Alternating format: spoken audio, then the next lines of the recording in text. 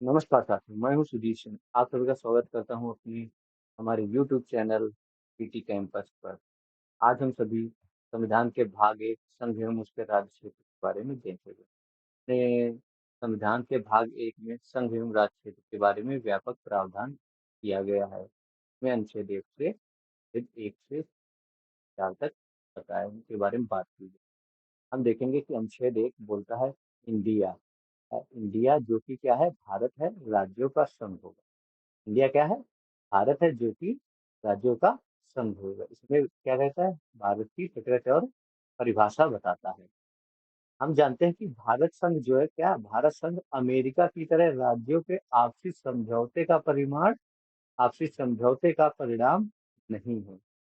कि राज्यों को संघ से अलग होने का अधिकार प्राप्त नहीं है। अपने भारत संघ में राज्यों को जो है संघ से अलग होने का कोई अधिकार प्राप्त नहीं है। भारत के सभी राज्यों में एक समान कानून लागू होगा। अभी तक कुछ मामले में जो है जम्मू कश्मीर इससे अलग था, लेकिन धारा 370 और 35 के हटने के बाद में वो भी एक समान हो गया। अपने संविधान में जो है फेडरेशन शब्द का एक बार भी यूज प्रयोग नहीं किया गया है। अपने संविधान में, भारतीय संविधान में फेडरेशन शब्द का एक बार प्रयोग भी नहीं किया गया है, जबकि यूनियन शब्द का प्रयोग फेडरेशन की जगह किया गया है। संघ के लिए क्या किया गया है? यूनियन शब्द का प्रयोग किया गया है। आप देखेंगे अनुच्छेद 2 जो है क्या बताता है इसमें, नए राज्यों के प्रवेश या स्थापना को लेकर प्रावधान किया गया। क्या है?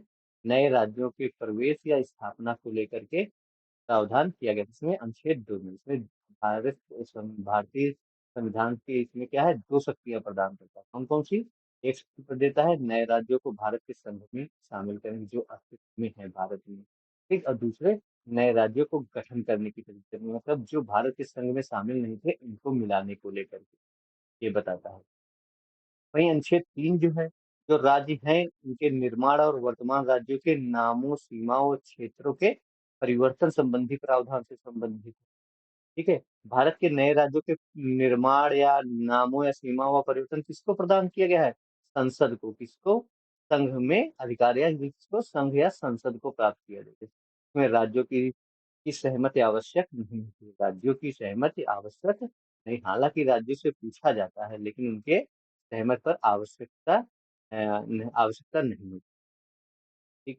नए राज्यों के निर्माण संबंधी विधेयक राष्ट्रपति की पूर्व अनुमति है। मतलब अगर विधेयक है, नए राज्य है कोई, या नाम चेंज किया गया, सीमाएं चेंज किया, क्षेत्र में परिवर्तन किया गया, तो उनकी इसकी राष्ट्रपति की पूर्व अनुमति से जो है इसे कहा संसद के किसी भी सदन में पहले पेश किया जाए।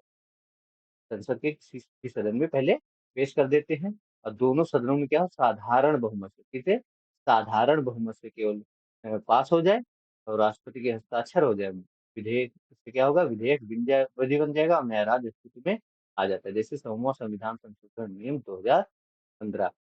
आप जानते हैं 100वां संविधान संशोधन अधिनियम 2015 जो है वो बांग्लादेश और भारत के कुछ राज्य आपस में बदले गए हैं। तो संविधान संशोधन हुआ ना, कौन सा संविधान संशोधन? 100वां संविधान संशोधन था। भारत और बांग्लादेश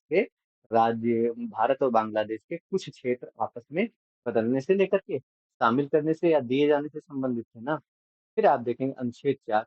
अनुच्छेद 4 जो है वो अनुच्छेद 2 और 3 में जो प्रक्रियाएं अपनाई की जाती हैं वो संविधान संशोधन की प्रक्रिया में नहीं मानी जाएंगी।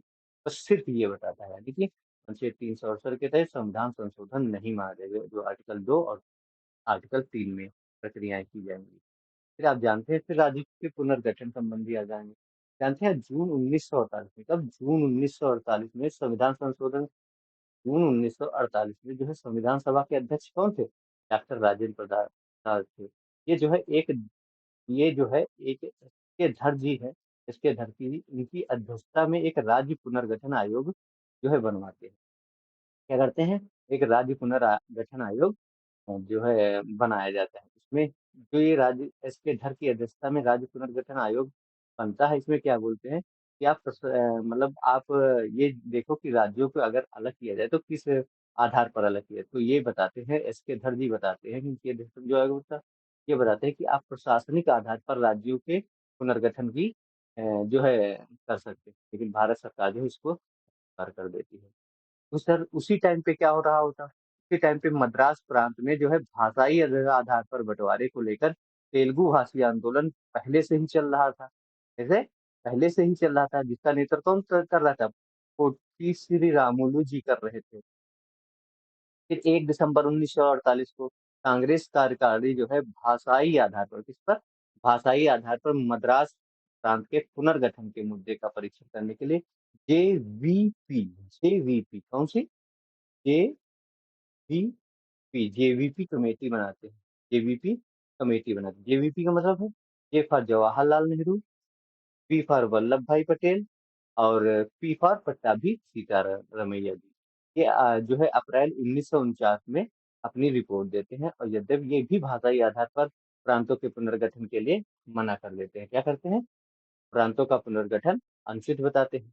लेकिन जो है उस समय जन भावनाएं उमड़ती हैं, तो उनका आदर किया जाना, ये भी एक तरीके से बोलते हैं। तो तेलुगु भाषी नेता श्री पोटी रमन्नू जी इस बात पर लेकर के आमरण अनशन पर चले जाते हैं।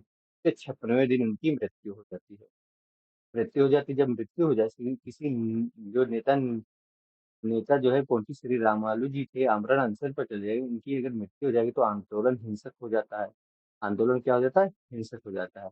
इसको देखते हुए पंडित जवाहरलाल नेहरू जो है 1 अक्टूबर 1953, कब? 1 अक्टूबर 1953 को मद्रास से अलग, इसके भाषाई आधार पर, मद्रास से अलग, किस पर? भाषाई आधार पर किसका गठन करते हैं? आंध्र प्रदेश का गठन करते हैं। यह भाषाई आधार पर गठन होने वाला पहला राज्य बनता है। तो क्वेश्चन इस तरीके से पूछ दिया जाएगा कि जो है आंध्र प्रदेश का गठन या भाषाई आधार पर भारत संघ का पहला राज्य कौन है जो भाषाई आधार पर गठित किया गया? तो आप बताएंगे मद्रास से अलग होकर प्रांत बनाया गया था आंध्र प्रदेश। फिर 22 दिसंबर 1953 में उच्चतम न्यायालय के कौन पूर्व न्यायाधीश थे? डॉक्टर फजल अली। कौन थे? डॉक्टर फजल अली। कब? 22 दिसंबर 1953 को उच्चतम न्यायालय के पूर्व न्यायाधीश थे डॉक्टर फजल अली। इनकी अध्यक्षता में एक राज्य पुनर्गठन आयोग बनाया गया। वे 3 सदस्य होते। कौन कौन से 3 सदस्य? एक तो डॉक्टर फजल अली हो गए, एक के एम पडिक्कर जी हो गए, एक एच एन खुजरू जी हो, हृदयनाथ खुजरू जी हो जाते हैं। ये अपनी रिपोर्ट कब देता है? ये 30 सितंबर 1950 को, सॉरी, ये अपनी रिपोर्ट 30 सितंबर 1955 को भारत सरकार को सौंप देते हैं। ये भी क्या करते हैं? भाषाई आधार पर समर्थन नहीं करते। ये आयोग भी, फजल अली आयोग भी भाषाई आधार पर राज्यों का पुनर्गठन का जो है समर्थन नहीं करते हैं।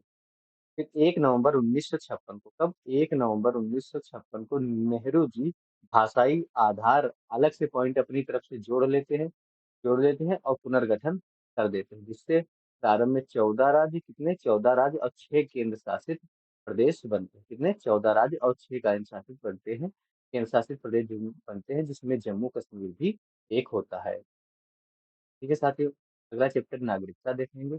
आप सब्सक्राइब, लाइक, शेयर जरूर